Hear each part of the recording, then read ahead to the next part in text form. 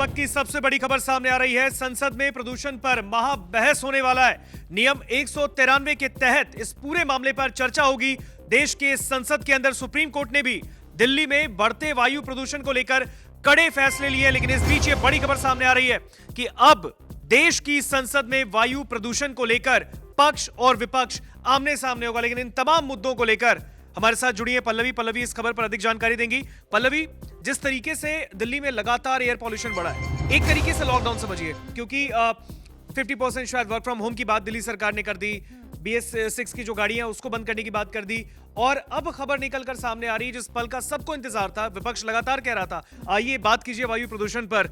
अब सरकार ने कहा है कि हाँ, अब हम तैयार है बात करने के लिए। संसद में एक बहुत बड़ी महाबहस छिड़ने वाली है दिल्ली के वायु प्रदूषण पर। किस तरीके से, क्या मामला है इस पूरे पे? बिल्कुल ऋतिक, दिल्ली के जो हालात बनते हुए जा रहे हैं वो लगातार लोगों में एक घुटन जैसा माहौल बना रहे हैं, क्योंकि दिल्ली में अब सांस लेना जो है वो मुश्किल होता जा रहा है। लोगों की आंखों में जलन होने लगा है और अब जो है ये फाइनली डिसाइड हुआ, दिल्ली के सदन में ये बहस छिड़ने वाली है। अब दोनों ही सदनों में होगी या फिर सिर्फ लोकसभा में ये बहस होगी, ये अभी जो है इसकी जानकारी जो है वो सामने आना बाकी है। लेकिन जो सबसे बड़ी बात है, इस पर सुप्रीम कोर्ट ने जो है कई बड़े फैसले लिए हैं। वो क्या क्या फैसले हैं वो एक एक कर पहले आपको बताते हैं, उसके बाद किस तरीके से ये बहस जो है, इस पर क्या कुछ होने वाला है उस पर भी जो है हम चर्चा करेंगे। लोकसभा के अंदर वायु प्रदूषण पर बहस होगी पक्ष विपक्ष में, तो सुप्रीम कोर्ट की जो फैसला आया है उस पर भी विपक्ष जो है वो सत्ता पक्ष को घेरने की कोशिश करेगा। बिल्कुल ऋतिक, क्योंकि अभी जो है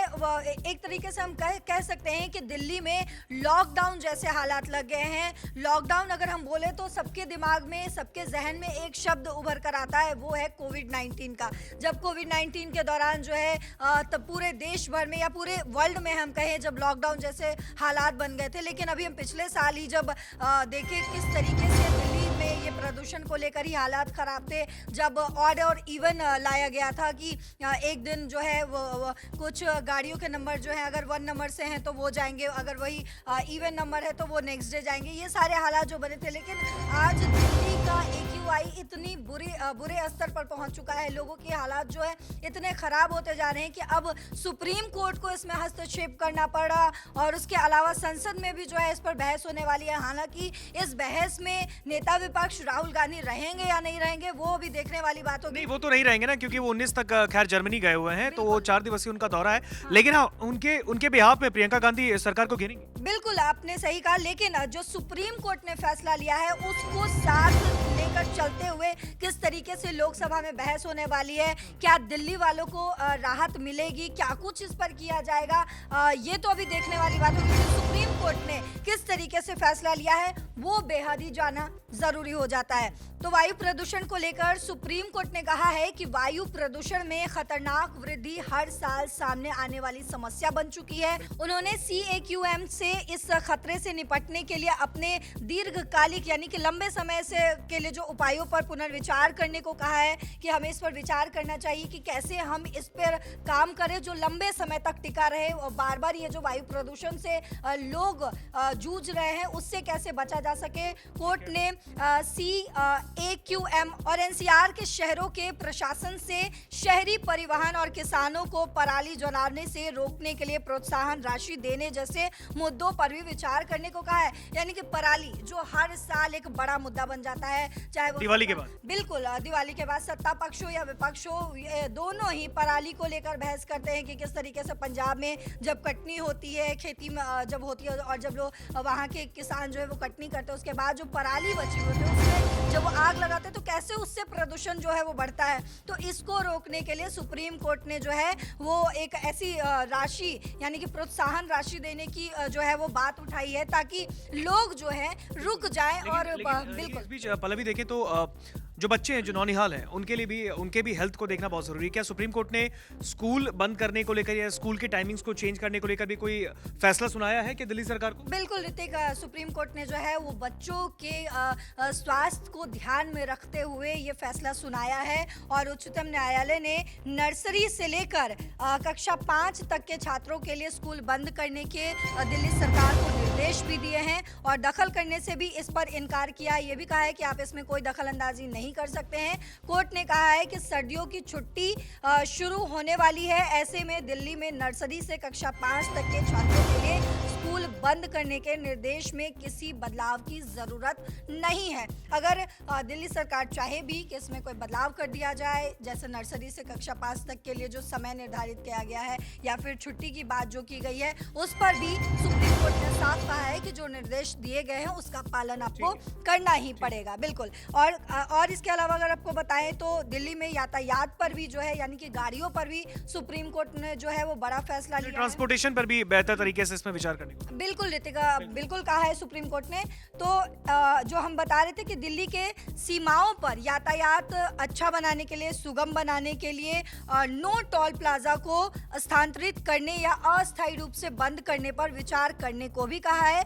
कोर्ट ने एमसीडी को अपने नो टोल प्लाजा को अस्थायी तौर पर बंद करने के संबंध में 1 हफ्ते के भीतर फैसला लेने को भी कहा है। इसके अलावा जो है सुप्रीम कोर्ट ने ये भी कहा, आपको बता दें कि अगर टोल जो है उस पर अगर गाड़ियां खड़ी रहती हैं तो उसकी वजह से भी जो है प्रदूषण बढ़ता है, तो उस पर भी सुप्रीम कोर्ट ने जो है वो कई बड़े फैसले लिए हैं। इसके अलावा अगर हम बात करें श्रमिकों को लेकर सुप्रीम कोर्ट ने क्या कुछ कहा है, तो वो भी जानना बेहद जरूरी हो जाता है। दरअसल उच्चतम न्यायालय ने दिल्ली सरकार को प्रतिबंधों के कारण खाली बैठे निर्माण श्रमिकों का सत्यापन करने और उनके खातों में जो धनराशि यानी कि पैसे हैं उसको जो है ट्रांसफर करने का भी निर्देश दिया है। कोर्ट ने दिल्ली सरकार से ये भी कहा है कि वो प्रतिबंधों के कारण खाली बैठे जो श्रमिक हैं उनको वैकल्पिक काम जो है वो उपलब्ध कराया जाए। इस पर भी हम विचार कर सकते हैं। ऐसा नहीं होना चाहिए कि निर्माण श्रमिक यानी कि जो घर, बिल्डिंग ये सब जो तैयार करते हैं, जो मजदूर या लेबर क्लास के लोग हैं, उनके खाते में जो है जो पैसे हमें भेजने हैं वो समय से पहुंचा देने चाहिए, इस पर भी कहा गया है।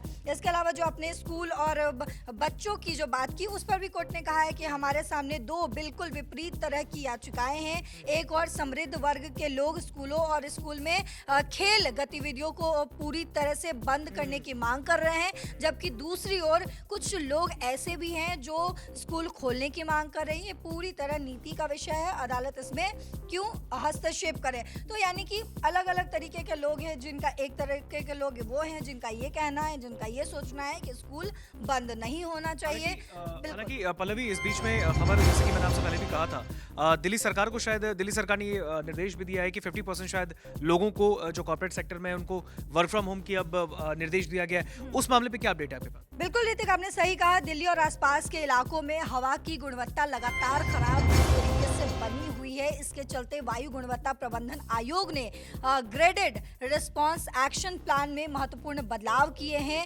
आयोग के आदेश के अनुसार पहले चरण 4 में आने वाले कुछ उपायों को अब चरण 3 में लागू कर दिया जाएगा। इसका जो मुख्य उद्देश्य है वो है प्रदूषण को बढ़ने से रोकना। चाहे वो राज्य सरकार हो या फिर केंद्र सरकार हो, पूरी तरीके से इसी बात पर फोकस्ड है कि किस तरीके से दिल्ली में या फिर पूरे देश भर में जो प्रदूषण बढ़ रहा है उस पर काम किया जाए। और ये जो ऑड इवन वाला या फिर जो वर्क फ्रॉम होम का जो बात की जा रही है, उस पर किस तरीके से हम काम कर रहे हैं और उससे कैसे जो अगर ऑड इवन होगा या वर्क फ्रॉम होम हो जाएगा तो लोग आवाजाही जो करते हैं अपने ऑफिस तक पहुंचने के हेल्थ पे भी फर्क पड़ रहा है, जो लगातार उनके हेल्थ में भी सुधार होगा, क्योंकि कई लोग जो है वो सुबह सुबह भी अपने काम पे निकलते हैं, कोई 10 बजे के बाद निकलता है, वहां पर ट्रैफिक भी होती है, ट्रैफिक से पॉल्यूशन भी बढ़ता है जाहिर तौर पर। और ऐसे में इसको कंट्रोल करने के लिए, इसके रोकथाम के लिए सरकार ने निर्देश दिए हैं कि वर्क फ्रॉम होम जो है वो 50% तक के लिए कर दिया जाए, जिससे लोग घर में रहकर ही काम करें, लेकिन ये सेहत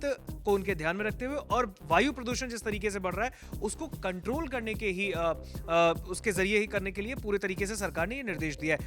हाँ, आप कंटिन्यू कीजिए। बिल्कुल ऋतिक, क्योंकि देखते हैं कि किस तरीके से लोग जद्दोजहद में रहते हैं, या जिस तरीके से गाड़ियों या कैब इन सब से सफर करते हैं और अपने ऑफिस तक पहुंचने की जद्दोजहद में रहते हैं, तो उसी से कहीं ना कहीं बचाने के लिए ये वर्क फ्रॉम होम की भी बातें जो है की जा रही है। लेकिन एक इसमें इम्पोर्टेंट और बहुत इंपॉर्टेंट बात ये सामने आई है कि प्रदूषण की वजह से व्यापार घाटा भी बहुत ज़्यादा लगातार बढ़ते हुए नजर आ रहा है। दरअसल दिल्ली में जो ये प्रदूषण बढ़ रहा है, इसका बहुत बड़ा असर जो है वो कारोबार पर भी पड़ता हुआ दिख रहा है। राजधानी में हवा जहरीली हो रही है और खरीदार जो है बाजारों में आने से लगातार परहेज करते हुए नजर आ रहे हैं। और इसकी वजह क्या है वो भी बताते हैं ऋतिक। एनसीआर के जितने भी और अन्य शहर है उससे खरीदारी करने आने वाले लोग जो हैं ग्रैब के कारण, वाहनों पर लगी पाबंदी के कारण राजधानी तक नहीं पहुंच पा रहे हैं। ऐसे में व्यापारिक संगठन यानी कि सीटीआई, जो चैम्बर ऑफ ट्रेड और इंडस्ट्री ने केंद्रीय पर्यावरण मंत्री भूपेंद्र यादव को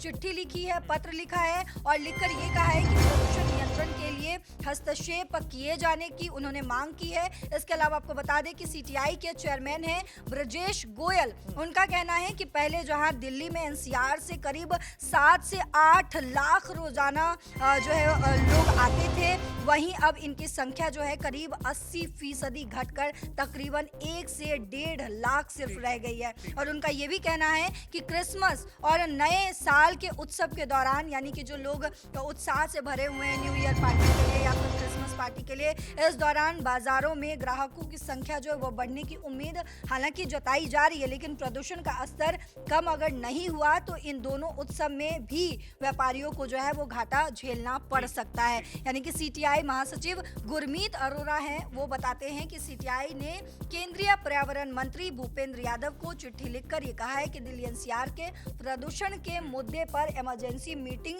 बुलाने की मांग भी की गई है। तो लगातार तमाम तरीके से जो हम देख रहे हैं कि दिल्ली के लोगों को और दिल्ली वासियों को किस तरीके से प्रदूषण की मार झेलनी पड़ रही है। लेकिन अब संसद में इस पर क्या चर्चा होगी, किस तरीके से दिल्ली में बढ़ते प्रदूषण को लेकर कंट्रोल किया जाएगा, ये देखना अभी बाकी है। बिल्कुल, देखिए सबसे बड़ी बात ये बहुत बहुत शुक्रिया आपका पल्लवी, इस खबर पर अधिक जानकारी आपने दी। दिल्ली में जिस तरीके से दमघोंटू हवा ने लोगों का जीना मुहाल कर रखा है, सबसे बड़ी बात है पॉल्यूशन तो है लेकिन सॉल्यूशन है। इसका सवाल संसद में विपक्ष सत्ता पक्ष से पूछने वाला है, क्योंकि संसद में जब कल वायु प्रदूषण को लेकर पक्ष और विपक्ष आमने सामने होगा, जाहिर तौर पर कई सवालात होंगे, हंगामा होने के भी आसार हैं। क्या जब सत्ता पक्ष कुछ कहेगा तो क्या विपक्ष वॉकआउट कर जाएगा संसद से, यह भी हो सकता है। लेकिन सबसे बड़ी बात यह है कि अब वायु प्रदूषण पर चर्चा करने की बात सामने आई है। शीतकालीन सत्र का भी अब 2 दिन ही बचा है, 19 तारीख से सत्र खत्म हो जाएगा। लेकिन सत्र खत्म होने से पहले दिल्ली में जिस तरीके से वायु प्रदूषण ने लोगों का जीना मुहाल किया है, जिस तरीके से इस दमघोंटू हवा से लोगों की जो सांसों की डोर है वो टूट रही है लगातार, सरकार कुछ तो करे, ये सवाल अब सब पूछ रहे हैं। अब ऐसे में देखना होगा संसद में जब इस मुद्दे पर बहस छिड़ेगी, इस पर संग्राम होगा, तो फिर क्या कुछ नतीजे निकलकर सामने आएंगे। क्योंकि मैंने पहले ही कहा पॉल्यूशन है लेकिन क्या सॉल्यूशन है।